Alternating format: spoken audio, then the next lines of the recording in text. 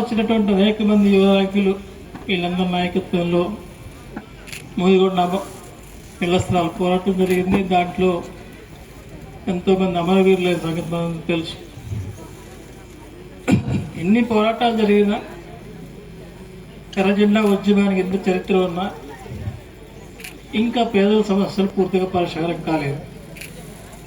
మేము పరిష్కారం చేస్తామని చెప్పి అధికారంలోకి వచ్చిన కాంగ్రెస్ కానీ బీజేపీ కానీ గతంలో తెలుగుదేశం కానీ ఇంకా ఇతర పార్టీలు కానీ ఏ ఒక్కటే పరిష్కారం చేయలేదు. ఎన్నికల వాగ్దానం మాత్రం పుక్కాలుగా చేస్తున్నారు. ఇప్పుడున్న రేవంత్ రెడ్డి ప్రభుత్వం కూడా చాలా వాగ్దానాలు చేసింది.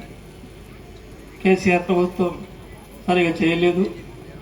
మేము వస్తే మీకు 12,500 ఇస్తాం, ఆయన రైతులకి ఇచ్చాడు, మీకు కూలీలు కూడా ఇస్తామన్నారు. ఇప్పుడు కూలీలకు రైతులకు బంద్ అయిపోయింది. రైతులకు రావట్లేదు, కూలీలకు రావట్లేదు. అదేవిధంగా గ్రామాల్లో మహిళలకు 2,500 ఇస్తామన్నారు. 2,005 పైసలు కూడా రాలేదు. తులం బంగారం ఇస్తామన్నారు. బంగారం ఎట్లుంటుందో ఎవరికి తెలియదు. ఈ విధంగా అనేక వాగ్దానాలు భంగమైపోయినాయి. ఇప్పుడు ఆయన చెప్తున్నాడు రాష్ట్రాన్ని బ్రహ్మాండంగా పరిపాలిస్తాం, ఆ స్కీమ్ ఈ స్కీమ్ అని చెప్తున్నాడు. రోజు ముఖ్యమంత్రి చెప్పే ఉపన్యాసాలు చూస్తే మీరు ఒక విషయం గమనిస్తారు.